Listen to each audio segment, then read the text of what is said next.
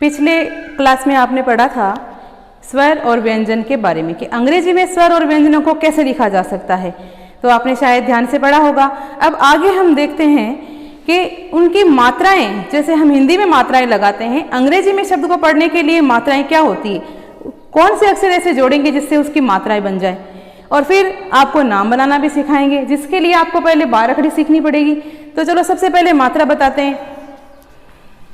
ये है आ की मात्रा।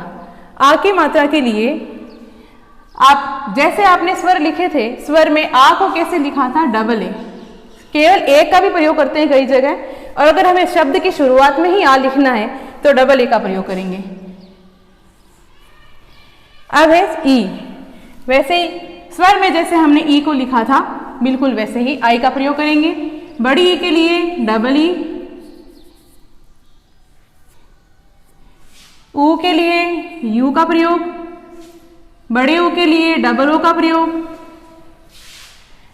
ए के लिए ई का प्रयोग, आई के लिए जैसे आपको बताया था ए और ई मिलकर आई बना है तो ए और आई।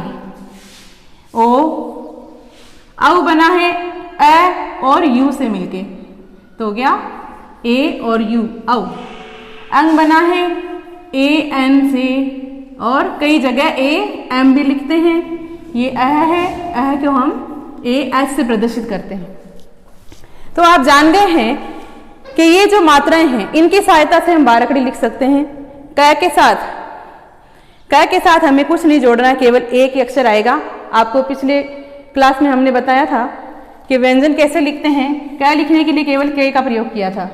और यदि ये भी क हलंत में आधा पूरा क आएगा तो इसके साथ ए जरूर जुड़ जाएगा।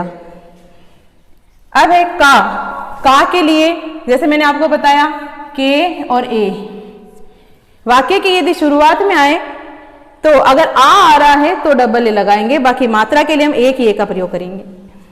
और की में के आई, छोटी की मात्रा आ गई, बड़ी की मात्रा हम डबल ई लगाया था तो इसके साथ के डबल ई। कई जगह केवल एक आई से भी काम चला लेते हैं।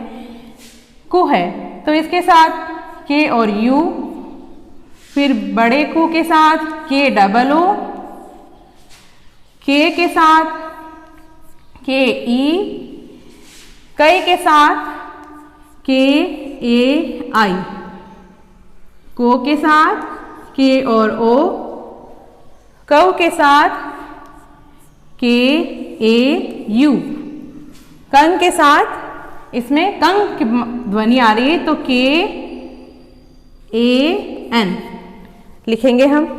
अब है कह, तो कह के साथ हम लिखेंगे के ए एच। देखा आपने क, का, की, कु, के, कई, को, कऊ, कंग और कह। जैसे पहली लाइन हुई है वैसे ही हम पूरी गैर तक बाराखड़ी बना सकते हैं। यहाँ मैं आपको 3 लाइन करके दिखाऊंगी, आप घर पे प्रयास कीजिएगा बनाने का। अब लिखते हैं हम ख से।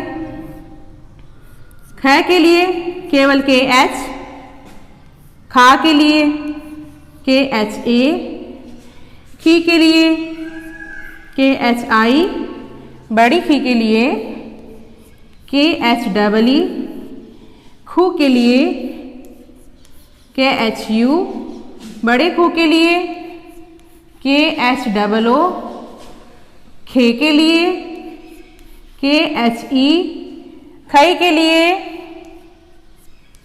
के एच ए आई, खई, खो के लिए के एच ओ और खाओ के लिए के एच ए यू, खंग के लिए के एच ए एन और खह के लिए के एच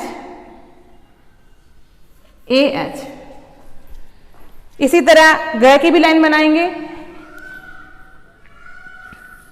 जी ग, गा में हो जाएगा जी ए, गी में हो जाएगा जी आई, बड़ी गी में जी डबल ई, गु में जी यू, बड़े गु में